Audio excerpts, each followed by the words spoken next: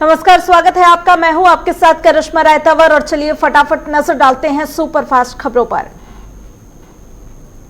Sushant case में रिया चक्रवर्ती के पिता इंद्रजीत चक्रवर्ती से सीबीआई पूछताछ कर रही है। इसके अलावा सीबीआई श्रुति मोदी, केशव और नीरज से भी पूछताछ कर रही है। ड्रग्स पैडलर के पकड़े जाने के बाद अब एनसीबी जल्द शौविक चक्रवर्ती और सैमुअल मिरांडा से पूछताछ कर सकती है। पूछताछ के लिए समन भेजा जाएगा। मध्य प्रदेश में शिवसेना के पूर्व प्रदेश प्रमुख रमेश साहू की गोली मारकर हत्या कर दी गई। वहीं रमेश साहू की पत्नी और बेटी को आरोपियों ने चोट पहुंचाई है।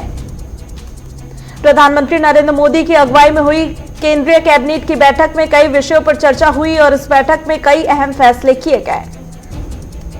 केंद्रीय मंत्री प्रकाश जावड़ेकर ने केंद्रीय कैबिनेट के फैसलों के बारे में जानकारी दी और उन्होंने बताया कि सरकार की ओर से जम्मू कश्मीर के लिए राजभाषा विधेयक लाया गया है। मॉनसून सत्र में प्रश्नकाल न होने के कारण विपक्ष के बढ़ते विरोध के बीच रक्षा मंत्री राजनाथ सिंह ने कई विपक्षी नेताओं से बात की और इस दौरान भरोसा दिलाया है कि सत्र में शून्यकाल को मंजूरी मिल सकती है। बिहार विधानसभा चुनाव से पहले कल राज्य के पूर्व मुख्यमंत्री जीतन राम मांझी की पार्टी हिंदुस्तानी आवाम मोर्चा एनडीए में शामिल होने जा रही है। पार्टी पिछले महीने ही महागठबंधन से अलग हुई थी।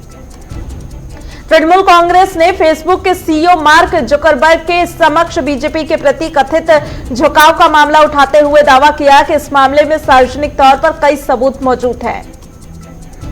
सीमा पर तनाव की स्थिति को देखते हुए दोनों देशों के बीच आज चुशुल मोल्डो में ब्रिगेड कमांडर स्तर की बातचीत चल रही है। मंगलवार को भी ब्रिगेड कमांडर स्तर की वार्ता हुई थी। भारत और चीन के बीच बॉर्डर पर हालात सामान्य नहीं है। ऐसे में गृह मंत्रालय ने भारत चीन, भारत नेपाल और भारत भूटान पर सुरक्षा बलों को सतर्क रहने को कहा है।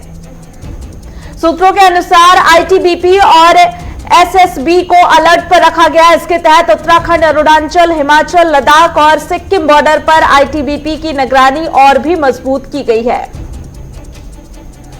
प्रधानमंत्री नरेंद्र मोदी 26 सितंबर को संयुक्त राष्ट्र महासभा को संबोधित कर सकते हैं। उच्च स्तरीय बैठक के लिए वैश्विक निकाय की ओर से जारी की गई वक्ताओं की तत्कालीन सूची में यह जानकारी सामने आई है। अयोध्या में राम मंदिर निर्माण के लिए मानचित्र को लेकर अयोध्या विकास प्राधिकरण की बैठक खत्म हो गई है। बैठक में 2,74,110 वर्ग मीटर के ओपन एरिया और लगभग 13,000 वर्ग मीटर के कवर्ड एरिया का नक्शा पास हुआ है। 13,000 कवर्ड एरिया में ही राम मंदिर बनेगा। गोवा के मुख्यमंत्री प्रमोद सावंत कोरोना वायरस से संक्रमित पाए गए। वहीं आपको बता दें कि फिलहाल होम आइसोलेशन में उन्हें रखा गया है। सीएम सावंत ने खुद ट्वीट करके इसकी जानकारी दी। कांग्रेस महासचिव प्रियंका गांधी वाड्रा ने उत्तर प्रदेश सरकार से पत्रकारों को बीमा सुरक्षा देने का आग्रह किया और लखनऊ में एक युवा पत्रकार की कोविड-19 से मौत के बाद प्रियंका ने सरकार से अपील की। और इसी के साथ आपको बता दें कि वाइस एडमिरल एसआर शर्मा ने नौसेना के मटीरियल प्रमुख के रूप में पदभार ग्रहण किया। वह वाइस एडमिरल जीएस पप्पी का स्थान लेंगे। जम्मू कश्मीर की बडगाम पुलिस और सेना के 53 राष्ट्रीय राइफल्स में पीटकूट बिरवा इलाके में तलाशी अभियान के दौरान आतंकियों के 4 मददगारों को पकड़ा है।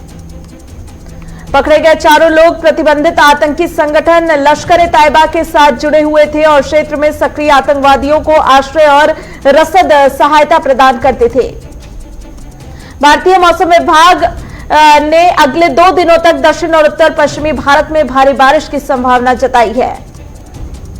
दिल्ली एम्स ने अपने सभी सेंटर पर ओपीडी बंद कर दी है। सर्कुलर के मुताबिक अगले 2 हफ्तों तक ओपीडी, जनरल वार्ड और प्राइवेट वार्ड बंद रहेंगे। जनरल और प्राइवेट वार्ड में भर्ती मरीजों का इलाज जारी रहेगा।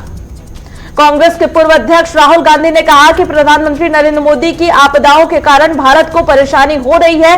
राहुल गांधी ने 6 पॉइंट के जरिए मोदी सरकार को घेरने की कोशिश की। कांग्रेस के राष्ट्रीय प्रवक्ता रणदीप सुरजेवाला ने कहा कि आम आदमी शायद जीडीपी का वित्तीय प्रभाव तो नहीं जानता, पर यह जरूर समझता है कि मजदूरों के मुंह का निवाला छीनना जुल्म है। रक्षा मंत्री राजनाथ सिंह शंघाई सहयोग संगठन की अहम बैठक में हिस्सा लेने के लिए रूस रवाना हो गए। अधिकारियों के मुताबिक बैठक के दौरान क्षेत्रीय सुरक्षा परिदृश्य पर चर्चा की जाएगी। डॉक्टर कफील खान को मथुरा जेल से रिहा कर दिया गया। इलाहाबाद हाईकोर्ट ने डॉक्टर कफील को तुरंत रिहा करने के आदेश दिए थे। रिहाई के बाद डॉक्टर कफील खान ने आशंका जताई कि यूपी सरकार उन्हें किसी और मामले में फंसा सकती है। डॉक्टर कफील ने कहा कि उत्तर प्रदेश सरकार राजधर्म करने की बजाय बाल हट में लिप्त है। केंद्रीय मंत्री रामदास अठावले ने कहा कि अगर राहुल गांधी अपनी ही पार्टी के नेता कपिल सिब्बल और गुलाम नबी आजाद पर आरोप लगा रहे हैं तो उन्हें बीजेपी में शामिल हो जाना चाहिए। रामदास अठावले ने कांग्रेस के दोनों वरिष्ठ नेताओं को सलाह देते हुए कहा कि एनडीए अभी सत्ता में लौटती रहेगी और इसलिए उन्हें ज्योतिरादित्य सिंधिया जैसा कदम उठाना चाहिए और बीजेपी में शामिल हो जाना चाहिए। असदुद्दीन ओवैसी की पार्टी एआईएमआईएम ने बिहार चुनाव में 18 और सीटों पर उम्मीदवार उतारने का ऐलान किया। एआईएमआईएम 32 सीटों पर चुनाव लड़ने का पहले ही ऐलान कर चुकी है। राजस्थान सरकार में परिवहन मंत्री प्रताप सिंह की तबीयत बिगड़ने पर जयपुर के अस्पताल में भर्ती कराया गया। प्रताप सिंह कोरोना संक्रमित है। दिल्ली में हुई आपदा प्रबंधन की बैठक में उपराज्यपाल अनिल बैजल ने राजधानी में मेट्रो चलाने की अनुमति प्रदान कर दी है। इसके साथ ही अब 7 सितंबर से दिल्ली मेट्रो दोबारा से चलने लगेगी। जम्मू कश्मीर के राजौरी में पाकिस्तान ने एक बार फिर से संघर्ष विराम का उल्लंघन किया और इस हमले में जूनियर कमिश्नर अधिकारी शहीद हो गए। दिल्ली के तिलक नगर में स्पा सेक्स रैकेट मामले में लापरवाही बरतने के आरोप में 7 पुलिसकर्मियों पर गाज गिरी है और एक पुलिसकर्मी को लाइन हाजिर किया गया जबकि 6 पुलिसकर्मियों को सस्पेंड कर दिया गया। केजरीवाल सरकार ने उच्चतर शिक्षा की गुणवत्ता बढ़ाने को लेकर एक और बड़ा फैसला लिया जिसके तहत Netaji Subhash Chandra university of technology के 2 कैंपस बनाए जाने का फैसला लिया गया। Netaji Subhash Chandra university of technology के 2 कैंपस होंगे जिसमें एक कैंपस ईस्ट दिल्ली होगा तो दूसरा कैंपस वेस्ट दिल्ली में होगा।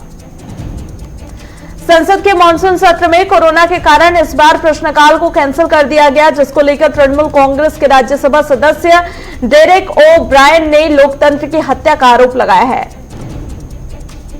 टीएमसी सांसद डेरेक ओ ब्रायन ने सवाल उठाते हुए पूछा कि जब संसद के समग्र कामकाजी घंटे समान है तो फिर प्रश्नकाल को क्यों रद्द किया गया है।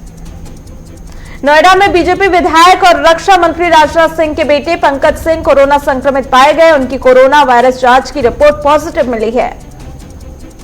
बिहार में जेईई और नीट में शामिल होने वाले छात्रों के लिए रेलवे ने 2 से 15 सितंबर तक 20 जोड़ी स्पेशल ट्रेन चलाने का फैसला लिया। रेल मंत्री पीयूष गोयल ने मंगलवार को ट्वीट करके इसकी जानकारी दी। गुरुग्राम सेक्टर 47 स्थित हीवो अपार्टमेंट में रहने वाले मेदांता मेडिसिटी के डॉक्टर सुजीत कुमार साहा ने सुबह करीब 3:30 बजे 8वीं मंजिल स्थित फ्लैट से कूदकर खुदकुशी कर ली। राजस्थान सरकार ने ऐलान किया है कि राज्य में जेईई मेन और परीक्षा और नीट के अभ्यर्थियों के लिए लॉकडाउन मान्य नहीं होगा। इसके अलावा उनके अभिभावकों को भी लॉकडाउन नियमों में छूट मिलेगी। राजस्थान सरकार ने इस संबंध में एक वक्तव्य जारी किया जिसमें कहा कि मुख्यमंत्री गहलोत ने नीट और जेईई के छात्रों और उनके अभिभावकों के लिए कई तरह की सुविधाएं देने की घोषणा की है। अंबाला एयरबेस में तैनात फाइटर प्लेन राफेल की सुरक्षा के मद्देनजर एयर मार्शल मानवेंद्र सिंह ने हरियाणा के मुख्य सचिव को चिट्ठी लिखी है। चिट्ठी में एयर मार्शल ने अंबाला एयरबेस में तैनात किए गए राफेल विमानों की सुरक्षा पर वहां उड़ने वाले पंछियों को खतरा बताया और कार्रवाई की मांग की। एयर मार्शल की चिट्ठी के बाद शहरी निकाय निदेशालय ने वायुसेना के बेस के आसपास के 10 किलोमीटर के दायरे में कबूतर उड़ाने वाले लोगों को नोटिस जारी किया और कहा कि अगर कबूतर उड़ाए तो कार्रवाई होगी। भारत में कोरोना वायरस की चपेट में आने वालों का आंकड़ा 37 लाख से पार पहुंच चुका है और वहीं अब तक करीब 29 लाख मरीज स्वस्थ हो चुके हैं। स्वास्थ्य मंत्रालय के अनुसार देश में स्वस्थ होने की दर 76.94% है। वहीं इस महामारी से मरने वालों का आंकड़ा 66.4 हजार हो गया है और देश में संक्रमण से मृत्यु की दर करीब 1.77% है। देश में अब तक संक्रमित हुए स्वास्थ्य कर्मचारियों में सबसे ज्यादा संख्या दिल्ली वालों की है और इसी के साथ दिल्ली में अब तक 2000 से ज्यादा कोरोना योद्धा संक्रमित हो चुके हैं जबकि इनमें से करीब 1 दर्जन लोगों की मौत हो चुकी है। देश के सबसे बड़े चिकित्सीय संस्थान अखिल भारतीय आयुर्विज्ञान अनुसंधान संसाधन परिषद में अब तक 5 कर्मचारी कोरोना की चपेट में आने के बाद दम तोड़ चुके हैं। उत्तर प्रदेश में बांदा शहर के फूटा कुआं क्षेत्र में एक परिवार के 32 सदस्य कोरोना वायरस से संक्रमित पाए गए, जिसके बाद से प्रशासन में हड़कंप मच गया। मध्य प्रदेश के अनूपपुर कोतमा में भालूमाड़ा पसान नगर पालिका को जोड़ने वाली सड़क की हालत खराब है। सड़क जगह जगह से टूट चुकी है, जिसकी वजह से आए दिन हादसे होते रहते हैं। झारखंड के साहिबगंज में लोगों ने पेयजल की समस्या को लेकर विधायक लोबिन के खिलाफ विरोध प्रदर्शन किया। ग्रामीणों का कहना है कि विधायक को हमारी समस्याओं का कोई सुध नहीं लेते हैं। झारखंड बिहार सीमावर्ती मिर्जा चौकी चेकपोस्ट अवैध वसूली का अड्डा बन चुका है। चालकों ने साहिबगंज प्रशासन पर नजराना वसूलने का गंभीर आरोप लगाते हुए राज्य सरकार से कार्रवाई करने की मांग की है। उत्तराखंड के लाल कुआं के क्षेत्रों में पेयजल की किल्लत से नाराज लोगों और कांग्रेसी कार्यकर्ताओं ने जल संसाधन पहुंचकर अधिकारियों को ज्ञापन दिया। छत्तीसगढ़ के भाटापारा में शराब की दुकानें, जिला आबकारी विभाग और प्लेसमेंट एजेंसियों के मनमानी के खिलाफ कांग्रेस कार्यकर्ता धरने पर बैठे और कांग्रेस कार्यकर्ताओं ने मांग पूरी न होने पर भूख हड़ताल पर जाने की चेतावनी दी है। देहरादून में डॉक्टर के वेतन में कटौती के सरकार के फैसले पर कांग्रेस ने हमला बोला और कांग्रेस के प्रदेश अध्यक्ष प्रीतम सिंह का कहना है कि ऐसा करके सरकार उनके साथ दुर्व्यवहार कर रही है। मसूरी गोलीकांड के आज 26वीं बरसी पर उत्तराखंड कांग्रेस के प्रदेश अध्यक्ष प्रीतम सिंह ने शहीद स्थल पहुंचकर शहीदों को श्रद्धांजलि अर्पित की। महाराष्ट्र के भिवंडी मनपा ने गणेश विसर्जन के लिए एक ऐप लॉन्च किया, जहां से लोग विसर्जन के लिए अपना स्लॉट बुक कर सकते हैं। बुकिंग के बाद उन्हें कहां और कब आना है, ये जानकारी ऐप के जरिए मिल जाएगी। जम्मू कश्मीर के राजौरी में कोरोना मरीजों की तादाद लगातार बढ़ती जा रही है। राजौरी में कोरोना मरीजों की संख्या 947 तक पहुंच गई है। उत्तर प्रदेश में आम आदमी पार्टी के कार्यकर्ताओं ने प्रदेश में बिगड़ती हुई कानून व्यवस्था को लेकर कलेक्ट्रेट पर धरना प्रदर्शन किया और सरकार के खिलाफ नारेबाजी की। बीजेपी प्रवक्ता संजय श्रीवास्तव ने छत्तीसगढ़ सरकार पर आरोप लगाते हुए कहा कि कोरोना जैसे आपातकाल को भी कांग्रेस ने लूट और भ्रष्टाचार के अवसर में बदल दिया है। कुशीनगर के रत्नवा गांव में ग्रामीणों ने ब्लॉक परिसर में पंचायत सचिव के खिलाफ नारेबाजी की। ग्रामीणों का आरोप है कि पंचायत सचिव और पंचायत मित्र ने पैसे लेकर वोट में हेराफेरी कर धांधली की है। लखनऊ में नगर निगम के नगर आयुक्त अजय द्विवेदी ने सफाई व्यवस्था बेहतर बनाने के लिए 8 जोनों में नोडल अधिकारी नियुक्त किए हैं। नगर आयुक्त ने लापरवाही बरतने पर कार्रवाई होने की बात कही है। यूपी के गौतम बुद्ध नगर से पुलिस ने एक शराब तस्कर को गिरफ्तार किया, जिसके पास से 30 पेटी अवैध शराब बरामद की गई। बालोद नगर के शिकारी पारा क्षेत्र के लोग तालाब की गंदगी और उससे निकलने वाली बदबू से काफी परेशान हैं। लोगों का आरोप है कि शिकायत के बावजूद इस तरफ कोई ध्यान नहीं देता। रायबरेली के लालगंज कोतवाली क्षेत्र के गांव कुंडरवल में कुछ लोगों ने नाबालिग को अपहरण कर लिया और सूचना मिलते ही मौके पर पहुंची पुलिस मामले की जांच में जुट गई। मध्य प्रदेश के सिवनी में पुलिस ने कच्ची शराब बनाते हुए एक युवक को गिरफ्तार कर जेल भेज दिया। बता दें कि पुलिस ने मुखबिर की सूचना के आधार पर यह कार्रवाई की। मध्य प्रदेश के ग्वालियर में पुलिस प्रशासन पर रिद्धिमा इंडस्ट्री फैक्ट्री के संचालक ने उचित कार्रवाई न करने का आरोप लगाया। बता दें कि फैक्ट्री संचालक प्रमोद बघेल को साझेदारों ने धोखाधड़ी करके फैक्ट्री से बेदखल कर दिया है। हापुड़ में सिंभावली शुगर मिल द्वारा किसानों के नाम पर किए गए कथित फर्जीवाड़े मामले की जांच सीबीआई कर रही है। सीबीआई की टीम किसानों से गांव-गांव जाकर पूछताछ कर रही है। जातिवाद की सर्वे पर बड़ा खुलासा हुआ। सांसद संजय सिंह ने ट्वीट कर खुलासा किया कि जातिवाद पर सर्वे आप पार्टी ने कराया। उन्होंने कहा कि जातिवाद पर सर्वे कराना अपराध नहीं है। जीएसटी कलेक्शन के मोर्चे पर सरकार को एक बार फिर से झटका लगा है। अगस्त में जीएसटी कलेक्शन 86,494 करोड़ रुपए रहा। पिछले साल इसी महीने की तुलना में करीब 12% की गिरावट दर्ज की गई है। लेखक चेतन भगत ने जीडीपी में आई गिरावट को लेकर अपनी गहन चिंता जताते हुए कहा कि यह धीरे धीरे सब पर असर डालेगी। अमेरिका के वाणिज्य मंत्री पर छोड़ दिया। साथ ही बताया कि दोनों देशों के बीच जरूरी मुद्दे पर सहमति बन गई है। भारतीय बाजार में आईपीओ का सूखा खत्म करने के लिए 6 कंपनियां प्राइमरी मार्केट में उतरने की तैयारी में है। सितंबर के आखिरी या फिर अक्टूबर के पहले सप्ताह में कंपनियां 7500 करोड़ रुपए की पूंजी जुटाएंगी। बीएसई सेंसेक्स 8 अंकों की मामूली गिरावट के साथ 389 पर और निफ्टी 11,500 के स्तर पर खुला है। सरकार सीनियर सिटीजन को राहत देने की तैयारी में है। पेंशन फंड नियामक और विकास प्राधिकरण ने न्यूनतम रिटर्न गारंटी वाली पेंशन योजना लाने की तैयारी कर रही है। कोरोना के कारण देश में लाखों लोगों की नौकरियां चली गई। ऐसे में भारत में बेरोजगारी दर जुलाई के मुकाबले अगस्त में फिर एक बार बढ़ गई है। अगस्त में बेरोजगारी दर 8.35% दर्ज की गई है। मुकेश अंबानी की ग्रोसरी रिटेल प्लेटफॉर्म जियो मार्ट लॉन्च के लगभग 6 सप्ताह बाद गूगल प्ले स्टोर पर 50 लाख से ज्यादा डाउनलोड किया जा चुका है। सीबीडीटी के आदेश के बावजूद एचडीएफसी बैंक और कोटक महिंद्रा बैंक ने अपने आधिकारिक वेबसाइट से यूनिफाइड पेमेंट इंटरफेस यानी कि यूपीआई द्वारा लेनदेन पर शुल्क का डिटेल नहीं हटाया है। एयरटेल ने हाल ही में 3 नए डाटा प्लान लॉन्च किए जिनको एयरटेल ऐप या फिर एयरटेल थैंक्स ऐप से भी एक्टिवेट करा सकते हैं।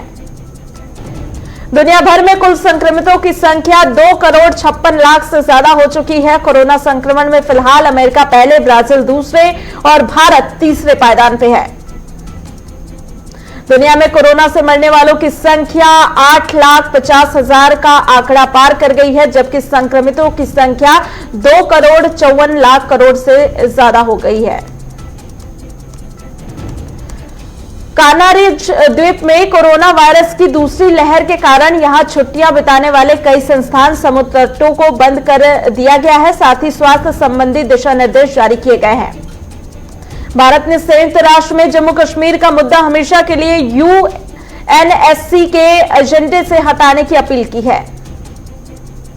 इस्लामाबाद हाईकोर्ट ने पाकिस्तान के पूर्व प्रधानमंत्री नवाज शरीफ को सरेंडर करने और 10 सितंबर को होने वाली अगली सुनवाई में कोर्ट में पेश होने का अंतिम मौका दिया है।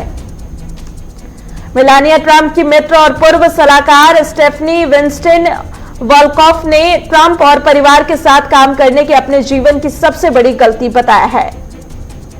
डेमोक्रेटिक पार्टी के राष्ट्रपति पद के उम्मीदवार जो बिडेन ने जैन समुदाय के लोगों को पर्युषण पर्व की शुभकामनाएं दी। अमेरिका चीन को घेरने के लिए भारत प्रशांत क्षेत्र के अपने मित्र देशों भारत, जापान, ऑस्ट्रेलिया को साथ लाकर नाटो जैसा गठबंधन बनाने की योजना पर काम कर रहा है।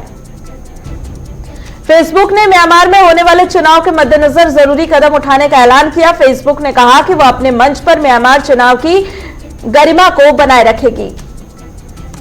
ब्रिटेन की राष्ट्रीय स्वास्थ्य सेवा पूरे इंग्लैंड में हजारों टाइप 2 मधुमेह मरीजों को वजन कम करने के लिए मुफ्त में सूप और शेक उपलब्ध कराएगी। कंगना रनौत ने फिल्म निर्माता करण जौहर पर मूवी माफिया के मुख्य दोषी होने का आरोप लगाया। कंगना ने अपने ट्विटर हैंडल पर पीएम मोदी को टैग करते हुए ट्वीट किया कि करण जौहर मूवी माफिया के मुख्य दोषी हैं। मार्च महीने में बंद पड़े सिनेमा हॉल्स को खोलने के लिए कई बंगाली स्टार्स केंद्र सरकार से अपील कर रहे हैं। बंगाली स्टार्स देव ने ट्वीट कर लिखा कि भारत सरकार सिनेमा हॉल को दोबारा खोलने के बारे में सोचे। सुशांत की एक्स गर्लफ्रेंड अंकिता लोखंडे ने सुशांत के साथ अपनी वोकेशनल का थ्रोबैक वीडियो शेयर किया है और अंकिता लोखंडे ने वीडियो शेयर करते हुए लिखा कि सुशांत, हम सब और तुम्हारे फैंस तुम्हें बहुत याद करते हैं। कंगना रनौत के बॉलीवुड के ड्रग एडिक्ट वाले बयान पर एक्ट्रेस रवीना टंडन ने रिएक्शन दिया। उन्होंने कहा कि एक सेब खराब होने की वजह से पूरी टोकरी खराब नहीं होती है। अभिनेता सैफ अली खान और अर्जुन कपूर पहली बार एक साथ काम करने जा रहे हैं। दोनों हॉरर कॉमेडी फिल्म भूत पुलिस में नजर आएंगे। न्यूजीलैंड ने अपने मुख्य कोच गैरी स्टीड का अनुबंध 3 साल के लिए बढ़ा दिया। गैरी स्टीड अब 2023 में होने वाले विश्व कप तक इस पद पर बने रहेंगे।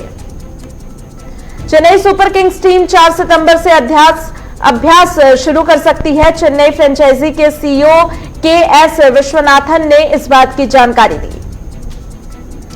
दिग्गज टेनिस खिलाड़ी सेरेना विलियम्स ने यूएस ओपन टेनिस टूर्नामेंट में जीत के साथ आगाज किया। सेरेना विलियम्स ने पहले राउंड में सीधे सेटों में जीत दर्ज की। भारत के टेनिस खिलाड़ी सुमित नागल ने पहली बार ग्रैंड स्लैम मैच में जीत हासिल की। उन्होंने अमेरिकी खिलाड़ी ब्रैडले को अमेरिकी ओपन के पहले दौर में मात दी। 3 T20 मैचों की सीरीज के आखिरी मुकाबले में पाकिस्तान ने इंग्लैंड को 5 रनों से मात दी। इसी जीत के साथ सीरीज 1-1 से बराबर पर हो गई है। इसी के साथ सुपरफास्ट खबरों में इतना ही। आप बने रहिए हमारे साथ।